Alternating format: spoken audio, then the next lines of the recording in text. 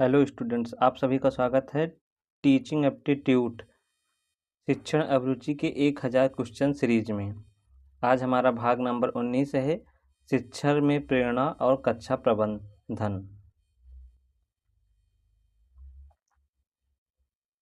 अगर आप Chhattisgarh BEd DElEd तथा पंडित सुंदरलाल शर्मा से बीएड डीएलएड एंट्रेंस एग्जाम की तैयारी करना चाहते हैं तो आप हमारे कोर्स से जुड़ सकते हैं। यह कोर्स आपको A2 क्लासेज ऐप पर मिलेगा। A2 क्लासेज ऐप आप इस वीडियो के डिस्क्रिप्शन से तथा प्ले स्टोर से डाउनलोड कर सकते हैं। इस बैच का प्राइस 999 रुपये है। पहले 50 स्टूडेंट के लिए बैच का प्राइस मात्र 499 रुपये रखा गया है। इसमें आपको recorded classes, doubt session, PDF notes दिए जाएंगे। हमारा पहला प्रश्न है, प्रेरणा मोटिवेशन का शिक्षण में क्या महत्व है? यह छात्रों को सीखने के लिए प्रेरित करता है या केवल परीक्षा परिणाम को प्रभावित करता है? इसका शिक्षा से कोई संबंध नहीं है या केवल खेल गतिविधियों में उपयोगी होता है? इसमें हमारा ऑप्शन नंबर ए सही हो जाएगा। यह छात्रों को सीखने के लिए प्रेरित करता है।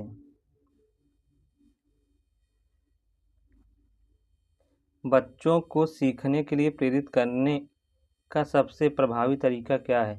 उन्हें धमकाना, उनके प्रयासों को पहचानना और सराहना करना, केवल सजा देना, केवल परीक्षा में अच्छे अंक देना। इसमें हमारा ऑप्शन नंबर बी सही हो जाएगा। उनके प्रयासों को पहचानना और सराहना करना। बच्चों को सीखने के लिए प्रेरित करने का सबसे प्रभावी तरीका उनके प्रयासों को पहचानना और सराहना करना है। अंतःप्रेरण का क्या अर्थ है? जब कोई व्यक्ति अपनी रुचि और आनंद के लिए सीखता है, जब कोई व्यक्ति केवल इनाम पाने के लिए सीखता है, जब कोई शिक्षक सजा देते हैं, जब माता पिता दबाव डालते हैं। इसमें हमारा ऑप्शन नंबर ए सही हो जाएगा। जब कोई व्यक्ति अपनी रुचि और आनंद के लिए सीखता है। अंतःप्रेरणा का अर्थ यह है कि जब कोई व्यक्ति अपनी रुचि और आनंद के लिए सीखता है। बाह्य प्रेरण का क्या मुख्य उद्देश्य है? छात्रों को पुरस्कार और मान्यता द्वारा प्रेरित करना, केवल छात्रों को डराना, केवल पाठ्यक्रम पूरा कराना, केवल शिक्षकों को लाभ पहुंचाना। इसमें हमारा ऑप्शन नंबर ए सही हो जाएगा। छात्रों को पुरस्कार और मान्यता द्वारा प्रेरित करना।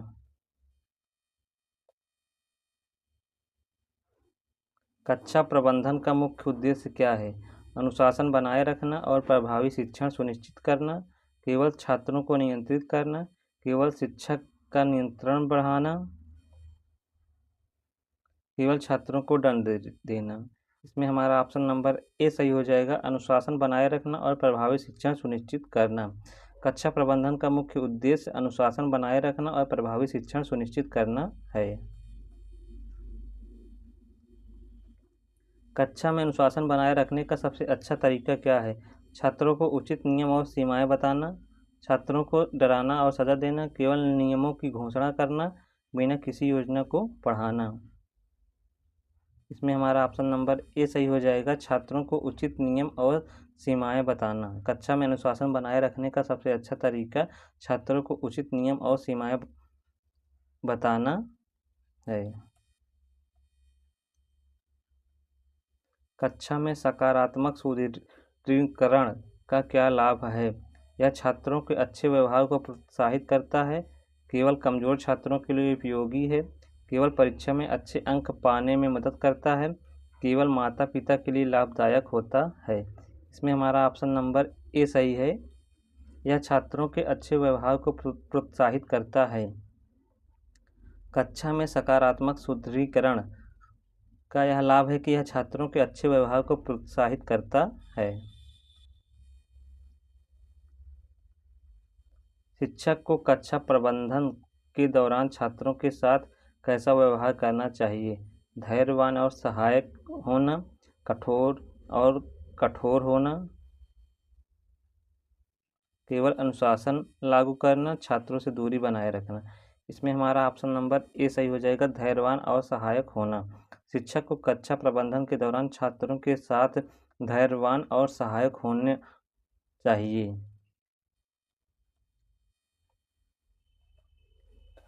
आत्मनियंत्रण बच्चों के सीखने में कैसे सहायक होता है? यह उन्हें अपने अध्ययन और व्यवहार को नियंत्रित करने में मदद करता है। केवल शिक्षक इसे नियंत्रित कर सकते हैं। इसका शिक्षा से कोई संबंध नहीं है, केवल परीक्षा के दौरान उपयोगी होता है। इसमें हमारा ऑप्शन नंबर ए सही हो जाएगा। यह उन्हें अपने अध्ययन और व्यवहार को नियंत्रित करने में मदद करता है।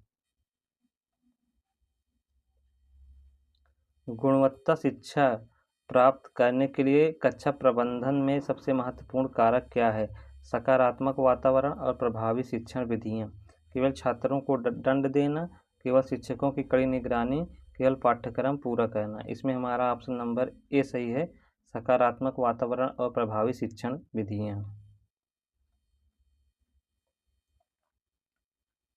यदि कक्षा में कोई छात्र बार बार शोर मचाता है तो शिक्षक को क्या करना चाहिए? उसे व्यक्तिगत रूप से समझाना और मार्गदर्शन देना चाहिए, तुरंत दंडित करना चाहिए, उसे कक्षा से बाहर निकाल देना चाहिए, उसकी अनदेखी करना चाहिए। इसमें हमारा ऑप्शन नंबर ए सही हो जाएगा, उसे व्यक्तिगत रूप से समझाना और मार्गदर्शन देना चाहिए। यदि कक्षा में कोई छात्र बार बार शोर मचाता है तो उसे शिक्षक को व्यक्तिगत रूप से समझाना और मार्गदर्शन देना चाहिए। सीखने का वातावरण लर्निंग इन्वायरमेंट क्या होता है? वह वातावरण जिसमें छात्र स्वतंत्र और आत्मविश्वास से सीख सके। केवल एक औपचारिक कक्षा, केवल परीक्षाओं का संचालन, केवल शिक्षक की उपस्थिति। इसमें हमारा ऑप्शन नंबर ए सही हो जाएगा, वह वातावरण जिसमें छात्र स्वतंत्र और आत्मविश्वास से सीख सकें।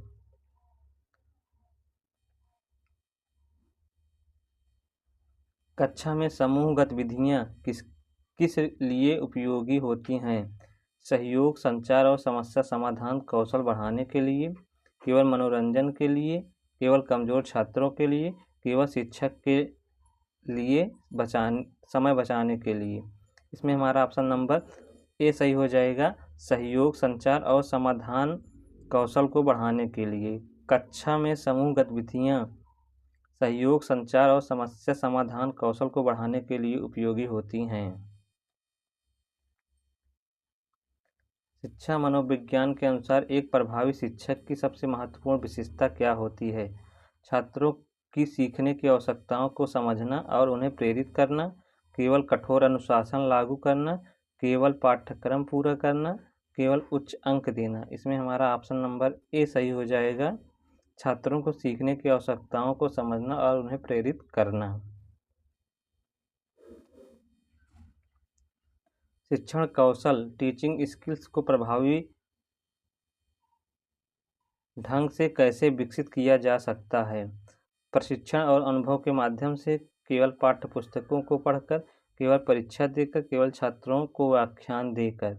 इसमें हमारा ऑप्शन नंबर ए सही हो जाएगा, प्रशिक्षण और अनुभव के माध्यम से। शिक्षण कौशल को प्रभावी ढंग से प्रशिक्षण और अनुभव के माध्यम से विकसित किया जा सकता है।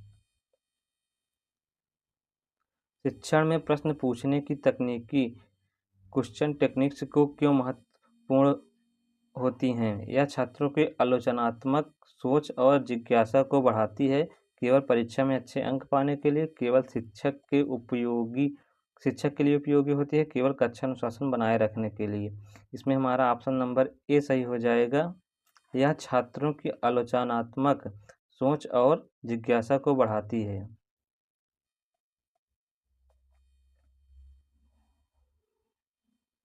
यदि कोई छात्र लगातार पढ़ाई में रुचि नहीं ले रहा तो शिक्षक को क्या करना चाहिए? उसकी व्यक्तिगत समस्याओं को समझने का प्रयास करना तथा उसे प्रेरित करना, उसे तुरंत दंड देना, उसे कक्षा से बाहर निकाल देना, उसे अकेला छोड़ देना। इसमें हमारा ऑप्शन नंबर ए सही हो जाएगा, उसकी व्यक्तिगत समस्याओं को समझने का प्रयास करना और उसे प्रेरित करना। यदि कोई छात्र लगातार पढ़ाई में रुचि नहीं ले रहा है तो शिक्षक को क्या करना चाहिए? उसकी व्यक्तिगत समस्याओं को समझने का प्रयास करना चाहिए और उसे प्रेरित करना चाहिए। कक्षा प्रबंधन में निष्क्रिय शिक्षण की समस्या क्या है? छात्र केवल जानकारी ग्रहण करते हैं लेकिन सक्रिय रूप से भाग नहीं लेते हैं। यह छात्रों के लिए अधिक उपयोगी होता है, यह छात्रों की रचनात्मकता को बढ़ाता है, इसमें कोई समस्या नहीं होती है। कक्षा प्रबंधन में निष्क्रिय शिक्षण की समस्या क्या है? इसमें हमारा ऑप्शन नंबर ए सही हो जाएगा। छात्र केवल जानकारी ग्रहण करते हैं लेकिन सक्रिय रूप से भाग नहीं लेते हैं। यदि कोई छात्र शिक्षक से प्रश्न पूछने में झिझकता है तो शिक्षक को क्या करना चाहिए? उसे प्रोत्साहित करना चाहिए और उसे सुरक्षित महसूस कराना चाहिए, उसे अनदेखा करना चाहिए, उसे सज़ा देना चाहिए, उसे प्रश्न पूछने से रोकना चाहिए। इसमें हमारा ऑप्शन नंबर ए सही हो जाएगा। उसे प्रोत्साहित करना और उसे सुरक्षित महसूस कराना चाहिए। यदि कोई छात्र शिक्षक से प्रश्न पूछने में झिझकता है तो शिक्षक को उसे प्रोत्साहित करना चाहिए और उसे सुरक्षित महसूस कराना चाहिए। प्रत्यक्ष शिक्षण डायरेक्ट टीचिंग का मुख्य उद्देश्य क्या है? छात्रों को स्पष्ट और व्यवस्थित तरीके से जानकारी प्रदान करना, केवल छात्रों को स्वयं सीखने देना, केवल परीक्षा के लिए पढ़ाना, केवल व्याख्यान देना। इसमें हमारा ऑप्शन नंबर ए सही हो जाएगा। छात्रों को स्पष्ट और व्यवस्थित तरीके से जानकारी प्रदान करना। प्रत्यक्ष शिक्षण का मुख्य उद्देश्य छात्रों को स्पष्ट और व्यवस्थित तरीके से जानकारी प्रदान करना है। अगर आप हमारे कोर्स से जुड़ना चाहते हैं तो आप A2 क्लासेस ऐप को डाउनलोड कर हमारे साथ जुड़ सकते हैं। अगर आप चैनल पर नए हैं तो चैनल को सब्सक्राइब कीजिए तथा वीडियो को लाइक कीजिए।